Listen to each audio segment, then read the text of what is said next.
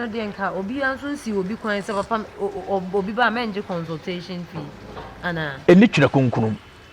obi o yesa bia ye kronfo oje consultation osofo bia oje consultation fee ye kronfo oye Christom and roba me na make atire no oba sofo ade a wo so tua collection na pa de to bom ye nyi consultation fee na yesu ba na busuafo na hye dem na oje consultation fee aka na busua ne sika ombenya say na ba ya ukunu bedowo say na ba ya awale ye beso bu ukunu jeje ne so krokro no na den na wo de ba wo de aseye because according to the kunu no kire say the way na yiri ni si kire badwomu no na so ono na ne tifie ne dada panfo se den champion stress be catch us bochichi owu a yenye na chenye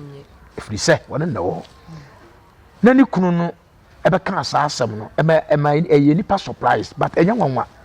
ya wasofo bebre wa ye kire platform ene obedja platform de we obesia aka wale semasia krokro so obekọ na yire kro didi na temfie rofof verse number 24 down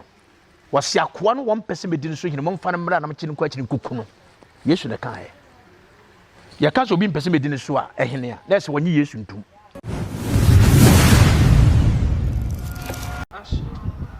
abusia social media so ayeshi eso ayede chese nsem no ebobot sa asochi no enya asem ketwa ma menchia ona memo akwaba emfama Adepa TV so enenso ye ne Apostle General Moses Osei the Voice of Power Ministry awiye mremu nyame de ne ye adwuma ne ho na breni abribia ne ye ba na nsem a ekoso social media ho enema a ekoso a wonte ase wo wabrabom sunsun mu ne honam mu nsem nyina ye ba ne ye beja adwinche efri ne ho nti enenso ya tena se ensem okọ ni nyina ne se maami ya woka aware mu nsem siesie Charlotte Odru aye oye marriage counselor ene ensem de oba abonten be ka bi ne ho nsem bebre na abeto social media so ni kunu de ensem abeto monten so kire mu se woni maame na wade no wo mo de asi Ghana fo bebre na atu omo no de asi asem yi ho wei ne nsem ahodo bebre ene ne papa ebetwe ho nkomo enti mesrew share ma obi enhwe bi na subscribe papa memo akwa baba Adepa TV bejos medeshia enema mutisi obo ade adawroma agusu de hene papa ensem bebre na ekoso e wo social media so correct na ye de be hyase e de afriye maame Charlotte mami eba na warewe mu nsem oba bonten be kasa etu amanfofo se de be ya ye be kra ye kununom ene ye fie ye ma samre ni kunu e de aba bonten se woni maame no agya ya ware wa divorce no Ghana fo bebre ene de o ma no asi ne ho sese de o kan krofo de ebom ye den na se wonim ho a enka wo sere mami musa se osofo anase obi ofa nyame asem eto ne ho so no edien ya na wo ho a sesa nipa yi ne nsem beto monten so a enkrofo de ya no si ne ho esa no ya tia ya tiefo ne ya hwefo nyina awrade nhira won ya da waso soro hene nyankopon yesere won kyenya ansane ne mude de kyerɛkyerɛ satan ma no so abra na semaye o Jesus Christ demo amen medo ba awrade nhira wo bisa asem mu odu na empanifo wakasa bibu se edom ani sade so ntakrache enna wiase we ya yetimu no enwere efiri ayi haba dua bi enwere ya homa na nisa entomago entitam bia na se ufra entomago a na ukwafu na kofu ba bia enwere wa ese we very careful ntese bi shine no what you see enna yede bibiti se adefufuo ya nwera ese ho yede tuntum se ho yede kokko se ho ya to nwuche ya na nwokogu ni nyina mu a de ne de be show pa no fufuo no de ntia ma osofo ana counselor otu awale yefo se na ware anko ya nipa som gina baba no kire se ono hweso de wono ne yesua free ne ho ati ase wono ne ye picking abrabo nti na 1 Corinthians 11 Paul kan say 1 Timothy 11 Paul kan say monhwe me nsua me se na me so hwe Kristo a nsua no nti eduba bia osofo counselor to awaref bia no ugina wo sa hwede enye wo monko ati se obi ye police ni na wa commit Ghana constitution akobokoro no fisa wono kyira kromfo nti se wono tumi twa no kɔbɔ kro no de a saa polisi ni kro no obi epebi atie saa na tie nti saa na asɔfo de tie ye kyerɛ nsɛmpa kansela wo kyerɛ awareɛ do kunu bu kunu krokro kunu didi kunu so nti obi a ɛsɛm sɛ wo ya hwedi nti no obi a hwɛ sɛ wo de wawale de nki nya asɛm kitikiti sɛ mfiri mu fisa wona wotu yamfo na de na sɛ me mpra duasa nka obi bɛka sɛ wonim ho a nka wo sere apro ate ase na so yanka ne ehunu sɛ wiase we yetimo no ye wo bu kra ho sisi ye ya oyo sofo ne ba wasai che konfo ba ebetumi yesi san sɛ ya ne tambia no try no nyina ba wo so ye so hwɛ ye challenge wo nipa binom hwɛ sɛ wonim begu ase ahomone wakitia wo because obi o ya de papa bia no nipa solitia wo so mone solitia wo enu ntine ya na ma uhunu sɛ obi te saa na nasɛm ba ne ka no yɛ different a yɛ ka bie ne yɛ gyina basa no efiri sɛ yɛhu sɛ nkɔn de yɛ unique ayi ne kwan sɛ saa deɛ no koraa deɛ yɛde bata no fi sɛ wo na wɔse yɛn wale ne yɛn no yɛ kunu nom sei na abɛyɛ awo kunu bɛdɔwɔ sei na abɛyɛ awale yɛbɛsɔ bu kunu gyegye ne so korokoro no na adɛn na wode yɛ deɛ ba wode asɛe because according to no kunu no kyerɛ sɛ the way na yiri ne si kyerɛ badwomu no na so ono na ne tifie ne dada panimfo se dan champion stress be catch us bochichi owu a yenye na chenye efiri se wona na wo na ni kunu no ebe kan asasam no ema eye nipa surprise but enya nwanwa ya wasofo bebre wa ye kyerɛ platform ane obegya platform de we obesia aka wale semasia korokoro so obekɔ na yere koro didi na temfie rofof ya what ya senti sa na tie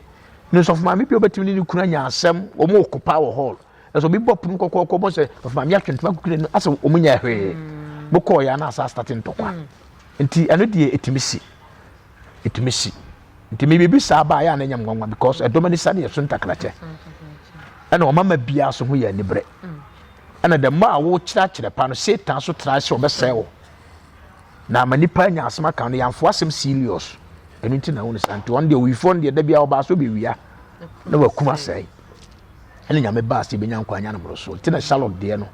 aye sa na say me question na nka me busa no wabo awura mu dada na me busa say ebetumi aba say obi nso be ba abonten sofo ebegina ne na sorry manim a preach gospel no aka asem ne kama pa obi do asem no enso na ne suban e wo fie no ye different na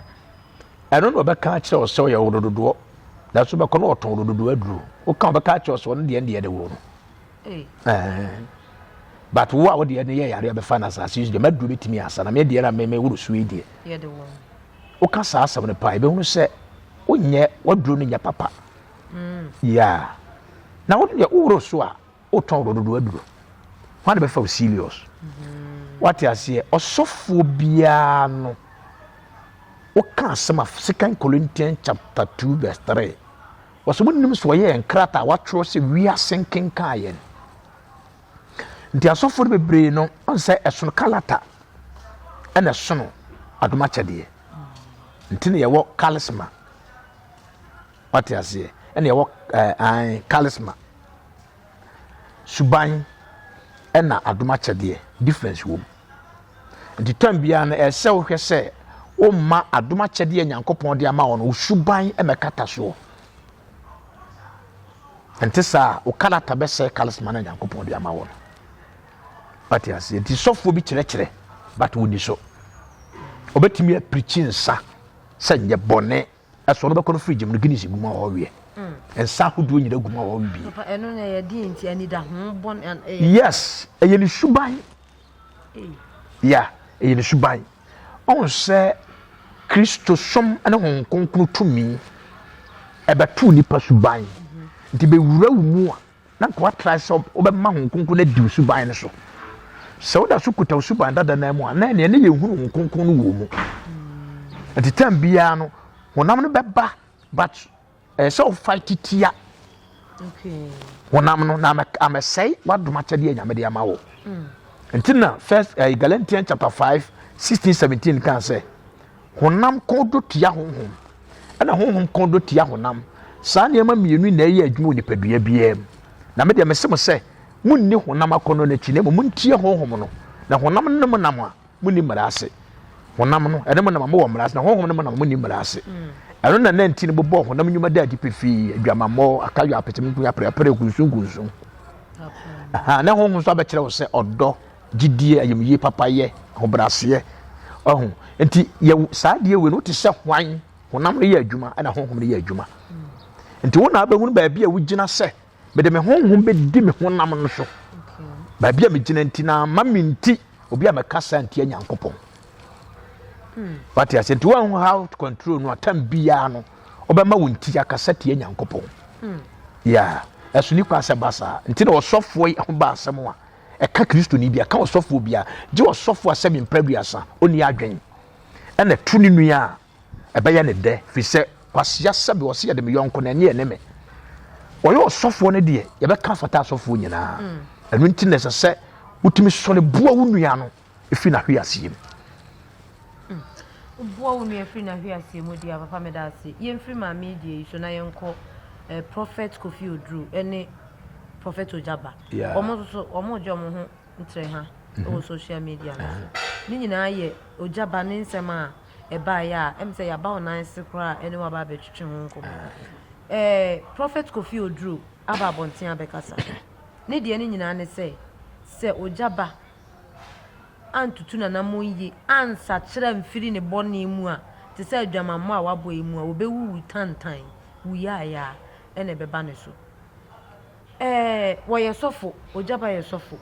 nkofo bebre hu se de waka no na enye ne kwan so bi mu nso hu ne se eye ne kwan so wo se kire ne ho na oyi ne nua atan papa de na abeka de afasa asebo hu beda se awrade Nyankopɔn hyira wo amen meka ne mienu ye wo asɛm ba sɛ de mo santwerɔfo wo mu fi amato akyimi esan sɛ mo yɛ adwuma wɔ mframa mu nti de obebisa me bia meka wɔ ne mframa mu ɛne yɛwɔ masɔre dan mu deɛ no esan sɛ ɔyɛ ɔsɔfo na asɔre ma so dɔɔso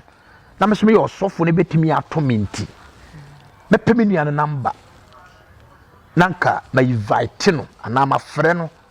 na maka guna som personal esen sɛ megyina ma so dem ayete sɛ me de meyɛ kyɛn obia Jesus Christ so say de ɔse wɔnyɛ bɔne da no momoni kanto bo mo ɔbaa yi ɔyɛ bi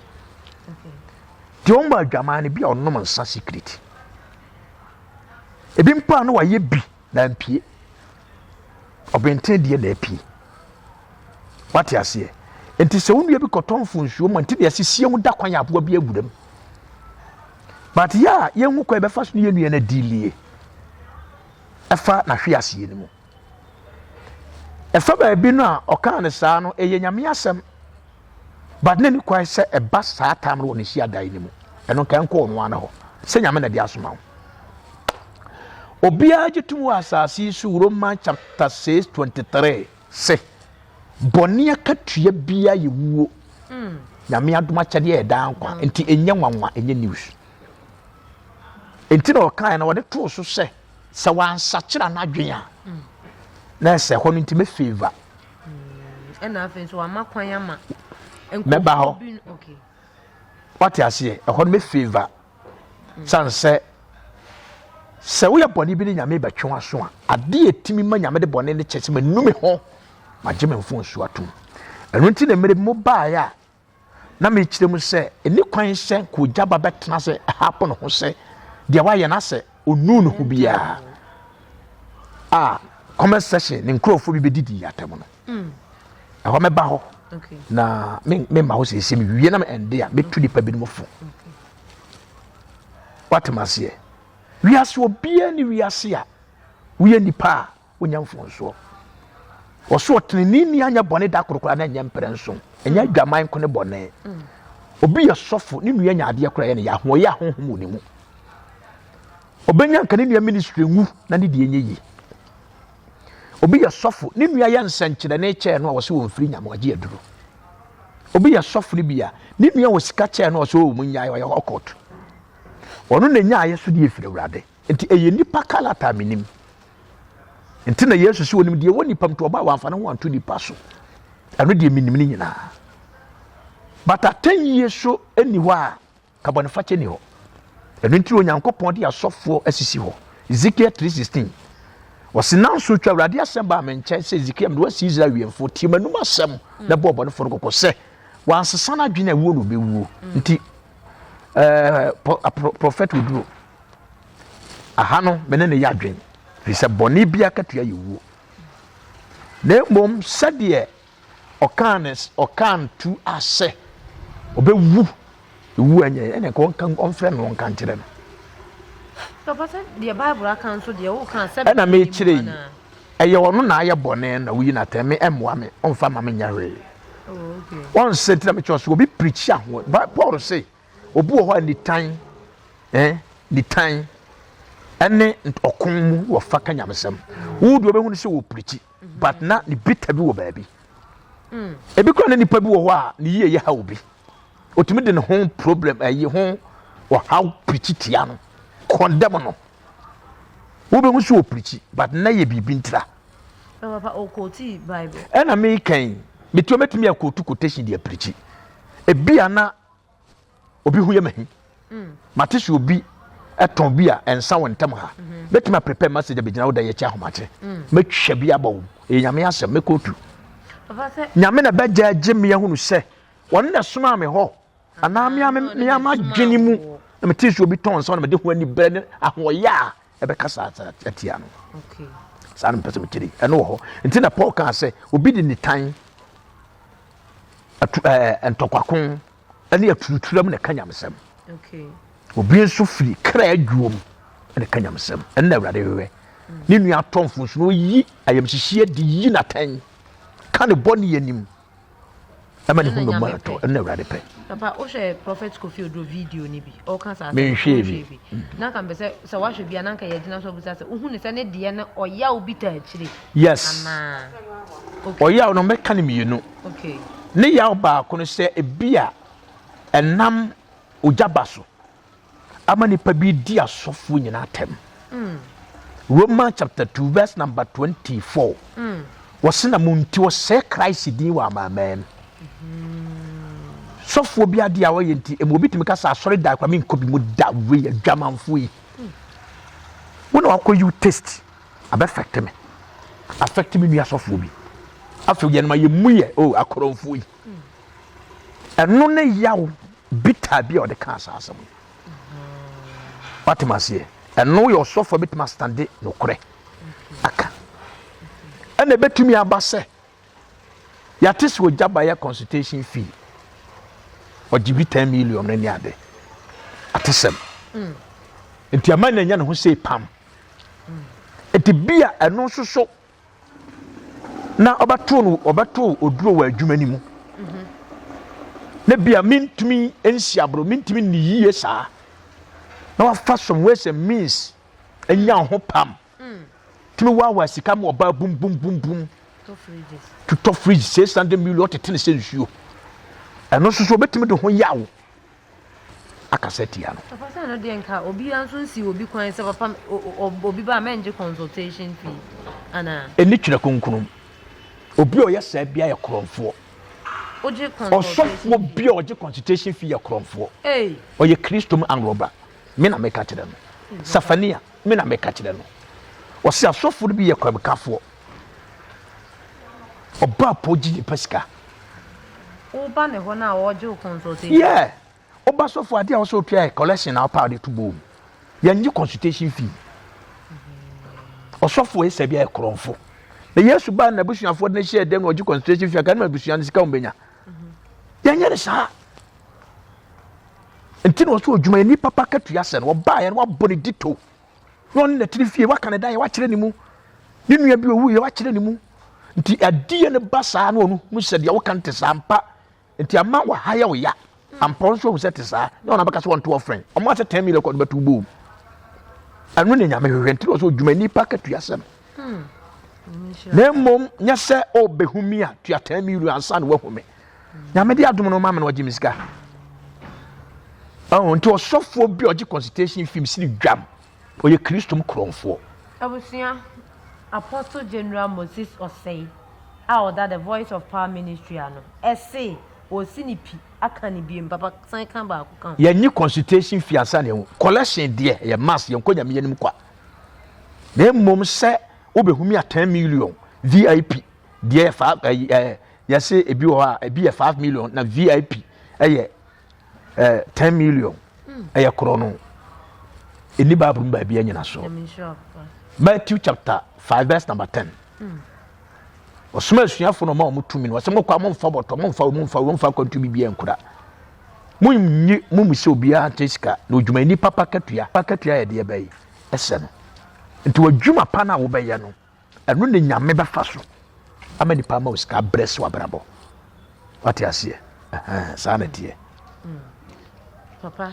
nyankopɔn nhyira wo paa ne nkyerɛmu a wode ama yɛn nyankopɔn nhyira wo nti papa na wo kan bibi sɛ na wo senka prophet Kofi Oduro ɛgye ne number na nka wo frɛ no na nka one no ɛka ho papa sa situation ya sofo ojaba ko mu ye nyina ye hu se de na oba abonten bekasa ebe kyerɛkyerɛ ne nsɛmu asa that time no kra na onje ntum mu se wafom a wo bepa kyew enti saa nipa no esiden na wodwen hu se wo befrɛ na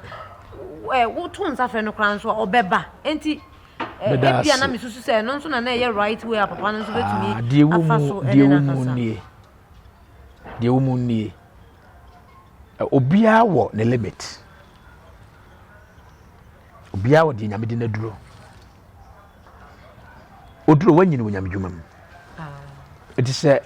wonye ojaba number friend say owunu ya prophet Oduro nie na enam issue na ato no se me nua no ebetimi atome ntimi wafutu bia me pese ana nyame se me mfa message bi ma ho ntimi nua ya botede tie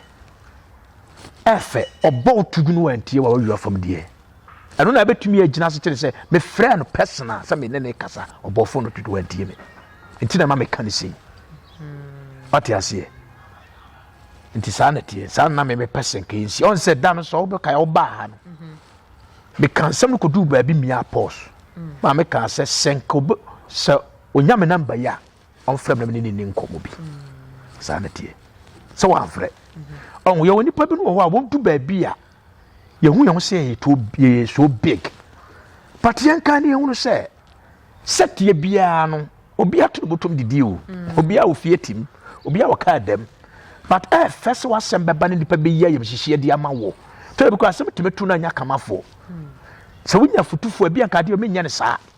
nti yesu obi nimu a obi kire nti de wose ohene sia konwa so a ne ya pepanyini atere na bakwasem wodem de ohene no ankoye mistake nti de ohene sia konwa so a ya kire no be ye hene ne di badwom enwe nkate ne ya buru nam kurum enwunso kurum enye wei enkontokwa enkoto dame ne nyina mpanimfo nti ne se ya wo ohene no na panyini wo ho nti ubedi sofo no na ase nyame anwente o se de ya beto mpanimfo wa adwuma ne mu pati ase de ono wahunu no hunu bi nti ne se sawo na na account timpani nsema yensan no ho kakasem ko bisa me maame sawo na na ba wiase ansa na maame ba ti ya kan tete abakwasem a o maame di nkyina ansa na o maame o na na di nkyina ansa na maame bidibie nti sa na tie nti ya na du ba bi a ebi ma ya 10 ye ne ye too much se yan die ye surabofo but we earlier what ye no fear what ye wo secret obia ni wiase a wo ni secret wo fear what eno nti na ma Yesu kan se ani die mu odifo dise ni kuru ofirima na na busuafo die nti na o kan sa onum se ba o mesi ye nim asase ye nim se ono obenten twempana ye nim se na ono nsa na obesa kyeraye ye nim se eno nti na 2 Corinthians 5:16-17 kan sa ye nim dada se na wote na so na de mente sa biem efi se obi ba Kristo Yesu mu a obaya abode afo ne madada nya edai atwam sa na tie so obusuani ni de oda so kai akwa wi krofo kokko popa wa baba ne wo so ye sofo but antu kan se ma wanji ni ti na Yesu ka se ni die mu odifo ise ni kurum ana ne ntamo ntu obia wo secret obia wo ni sintoy obia wo ne mereye onya bofo nti obi de ba ye hu kwa be fa so yi na tan ne yenua na nkotomfo nsuo mu biem Nyankopɔn inshallah na omo wa dom enye kesi papa ma yenko we so na yemfa yenko matwetwe no ensi sofo a woda domanim ne ho asemba se eye se enye na wo kire wa adwen wo ho e wo social media asori mani to me sorry ene ye gise yanko comment section ene atema e ko otwi e baaye se wo ye hwan wo bagi bidia bo ho papa ne kwan so no beda ase sankrofo no twiro no hye mu ya gimifo se Bible gimi wo bi ko to ama wo Proverbs chapter 26 verse 4 wasi emuya kwasea wanya tenie baako na gimi samso desa kwasea bi agimi na ama wo so ankoye te se wo no ate ase se oti atendidie ni bi na wo hwe obi comment bi obetworo na wo hwe ba bi anyame de waduro abrabom sunsun ne ade a wo ahwe ne yi a obaya ade bi am obi a ogira jo kasa yi sofi na kan me respect no and what did atam ba heart sa di oba atam sa wase wade papa enu nti na mpanifo so poma akokɔ papa no da boni di ayi kuma akokɔ ne papa di akire ntaskɔkɔ wo bi anu ye gya to fufuo dia wo tworo tworo bi betima tworo de chesa wo di ato betima di de chesa but bia de ogina ni nti na ma ohunu sɛ oya yi nyansa bi anim asɔre ba bia wo pɛ heaven akɔ no wo pɛ ne sɔfo yi na ne sɔfo committee na wo yi na tanya wo ni watam da fi so hu sɛ wo bua no sɔfo na ma no fi da hwe ase yim efisa de ade to ne ni no na eyiye obi de be yiye ma menu ada bi ni kwa so yesei nti asem ba mbeka bi obi ni mbeka bi asofo ibra kire ya adwene emu presenters what I say but why so de betima ba tworo jimi obi kura asem ye jealousy mani bro wojaba for what reason me ne no hwa na wura nyam dwuma mka ne woye media dwuma woye art isini no na me yom sofo okay na me shame nkom the statement commission for the Church of Pentecost when you great intimation come of Pentecost okay ya nyuntum this Pentecost me ju tum be prayer camp the show sa now you dey focus ya pa go and check the history man nu ba bia na start share nkom enti wo bre na aba what you say no nche say me yimi nua na ten say ma on meka say me nyantabo aba ya na ye pe na ato ye ye ne ye kyerɛkyerɛ no kore no ene ye ntimi anhye ye ho so na ato ye sei enti ye ne yam ye ho kwa ne sie na makwa ne me ye nwuram ne pa onya me kyɛw no fa abo ne nkyɛw ba ma nya me nya ntabo me ye fan guy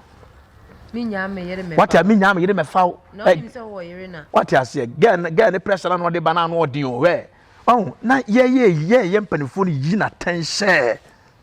me nua tabi ebi atu ye pen but enye se no so okɔ no no asɔre bɛ ma comment say Jimmy jealousy the jealousy dey de hena timi nsum no ntuna hwe ase no nkɔ bonsam gem saa na apɛ e bia na nke wo se wo bɛka se wa ya da bi asɔre ma bi nsua nyansa ɛno no wanhwe a bɛkɔ akɔto ɔsɔfo mimi wɔ hɔ yi wo bɛ comment section asena bi di matama me nkasa wo mɛtwo picture no matwo din wo da no wansɔre anyame na eku nyame a oh yes media makato ba bia enyi obi an ye twon kwase asem gu na yi ase me twu picture na ma twu din e dia ye den me na me de ma ye no me de yes me kire wo se panyini na ho wonwi bu panyini wontimi mfa wo mfie ba se mfie dun watwu bia wadie me twro twro kusuku kakra bi na akɔye me twro nsem hunu sasofo Jimmy can you imagine nsem aba ye kan ye preach ye kire Jimmy sembe ne wo what you say ye wo bi okwaso kam na kwesi so wakora wontimi mobi na nipa no twro ayi bi te said we useless enti wo be hia sofo a odno de be hia wo be didi watam bi na be hia do ye din me ye din be ye me niam sunsun mu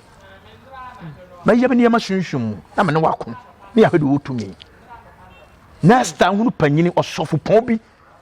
sentrofo ba nanim no wo kire na adwena fa bibi ho a opati bi na ko and throw a year be and fat and was because my year can Jimmy be any obebuao and also young phones do Proverbs chapter 26:5 was ya fed your buakwasi and Jimmy Samso one unity for him to suffer what the best yaw sa fed the mebuao a famous no did what him be no suffer no good hoof and nam won't was shooting in him kutano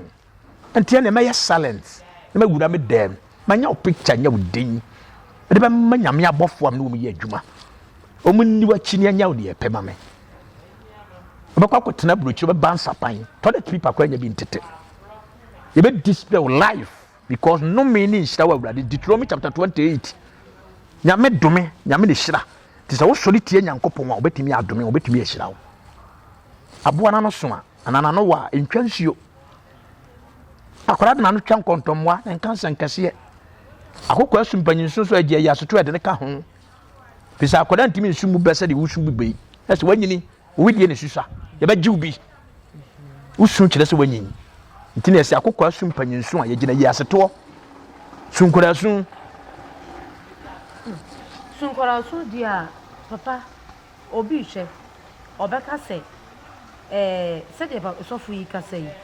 Yesu baaye wa meye bone ye di natem tutu ntoso gu ne so bro no enso wanku obi uwanu yi Luke chapter 19 verse number 24 down wasi akwa no one person medin so hinu momfa no mra na mkyi ne kwa kyi kuku no Yesu ne kae ya ka so obi person medin so a ehene a na se wanyi Yesu ntum wasi momfa no kwa kyi kuku no woyɛ papa ma wonyini kyɛ woyɛ bɔne yɛ da wanim do nipa beguo no obetwa Galatians chapter 6 verse number 9 ntino owuo ne nkwa wotakyere mansam de ɔdɔ no wudi naba tie ntino obi panimu atisi a wɔhwɛ mahwɛ yere hwɛ buhua wotimi kyerɛ gimi ne igu na yi ase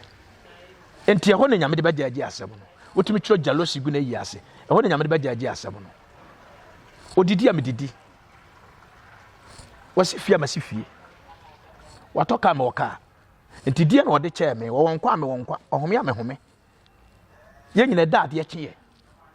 me nso me chance nse me ho akye wo mo me enti mani ebere no ye de na me ka na metia so enko engine nam me ntopatru enti ono ntopatru ontia ayisu mane enko enti anibere ne ye de hena boa ne ye boa ye nua no se woto ahiase mu a se de be ya Romans chapter 2:24 ebinum se Kristo dia mamamu nti ne yetue nua no fo se me nua wahwe ase a sorry wase metamfo mani nyim na mehwe ase a maso metisuma awurade no hen Kristo so mahwe ase ewom ti da no so beka me bu be se obi ye best driver eso to be ka nya nkwanhia eno nkyere so ye fake nti so sofo bi da ko bi ne sa so ya to no nkyere so ye fake but me an control ne ho etimi mu na tan on sorry wase sana adwene na nyame yanyi kane abia na mfini sebre jimi na wo mu de ye hena ahoya na wo mu de ye hena mi nya mane na ahwe ase ye no oh mama yensua ayi na sebe ana atwere na ya no mo ntia se oftia no mo church do mpa bia wo twere wa daje obi so bekenkan yo ya wa daje a obi so e de bekenkan papa ojaba nso be yi ano bi wasa ba bi an so fo oduro de ye obekan yo ojaba sign ba bonten e be kire se wasan sende sa owuo no back to papa na papa ne sebe oye me hu se de mesi akan se de o kan no me ntumi nkan wa oh se na adwen e wo fom pani akoye se pani o ye pani hunu aha bo ye pani hunu a wo japa asan abeka on se dehye ahunu dehye a akoatu no fo mu beni bi o dehye wa hunu dehye a akoa mom etu no fo on se me kasa mu no me kan asem bi se wo ye panyini che wo jaba open a number betumi yanya de nyame ka kire we eye personal wona no mi no me o jaba me sro ni diem ade we die timi to asofo bia but me sro e me yi anu nkasa wan wi aba na mo so ne ni pe kasa ti akristo som na afa bedu ba bi na asofo bi kwa be kanse bebre me sro wa sa de wonim no bible no say boni akatua yewuo nyame adoma kire da nko adoma kire da so ho ma wo nti sakira wadwene ne hye kokuam kire kon bonya mempa ye ne sere no awurade do bone be kyew e maka se ni yasem bia no me ye panyini kyew ade we mafamu bi mu da no aka bi de atunufo men kai se nipa no obabo de wo kana to agu what be di ka kan sa ba wo de ko gina asori dem a asori dem no obi su bu oja ba o na ni magu ase wa asori manani o ebi kura no obi ntiye no obi an ko social media but what sin dwam wa asori dem obi ahunu se oja ba nye nti won so de ani be reply wa anameboa odi ani brebe reply nti we won say o ma yi afi huhuma ba honam kana menka ti aba honam entokwa no bible says Kristo achidifo se yakontokwa say wono ya akwala we ye panyini o ka kire ne se na dwene wo fom se yatedidie on se aba visa won na ama kwan na abasa Papa say ono nso gina Bible so no de. Bible no de obegina so. Tie, Bible nyame anyini che obi a. Me maame owo me ebetimi edi matem. Okay.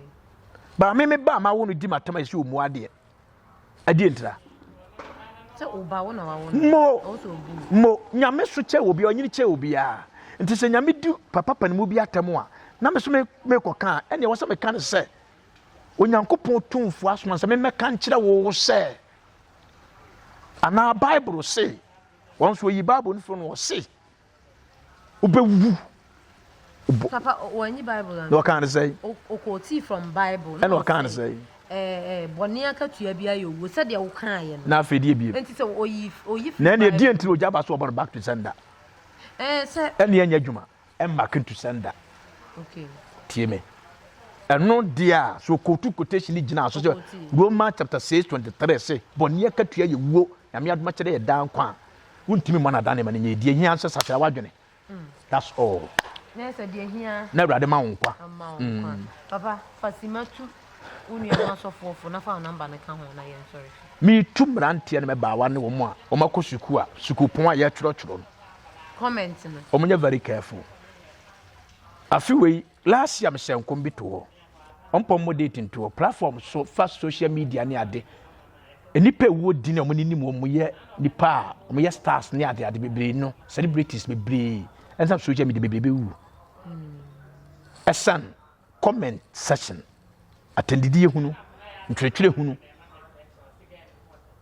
obi penti ni fie ho kama fita na ade bidie kwotwere ho nipa ne be dai de obi apo ne bere aduro na asama ba na social media fo hunu se why public figure why star nipa ni mu no na ya se won so nkire na adwento o man ni mu na me do me papa nti no yi na tanam ka chen se wo ye jimi fo a wode ade bia kosan obi dan ho they see actually so post no be na me de post akotare ho e mere di me nti mere di ususu ade nipa no ba na hwunhwun bia betimi anyan se oni watem opa hwebiko opa twam opa me no nya adwene eno oye ohwe nyi na wodi na tam personal attack dia otwo picture betima ye bibia ma na anyan nti mesere me nuanom nkuma ye ba yanto ya boase de mo fam ne ya fam bebre opo nyi nche nkwanfi a bro ho ase na awrade ma nyi nche asofo no so de me kan nyina ne se mesere mo yansem na dosho ade akwache a tumi ni bible ade akwache a obi sinyame nti obi amu ade akwache a obi se honhom bia nti yemu cheche asofo no nim de nti a mogim hu me na o anna amalamfo relax eboa relax omu da hodi akonfo okura da hodi ena tam bia asofo no ye challenge ya ho adanti na wasa basa wo preach say no obi so okura si preaching atwam wo ka se nyame tumi oba o oboa bible e just a paper oh che ye sade a ne Kristo na nkasa yesi yenim no asofo e wa hene Kristo firi wa ye mo bi no be ye mo bo so na dawro ma ne nsakoya no nsi egu Kristo konkro bia ho fia na ye ntia di ya Kristo di twitwiri amamamu a in fact ye ne bebre dwuma dia ye die nyina yan kai se Hebrews 9:27 said da ho so nipa be wu ba akopɛ ne wu akira temu ho ye nwumienu enti nipa nya very careful asofo titidu na ye nya dwuma yi emanya nkopom 0247 144586 0247 144586 WhatsApp also 0240 325966 0242 325966 yeah that's it so nyamre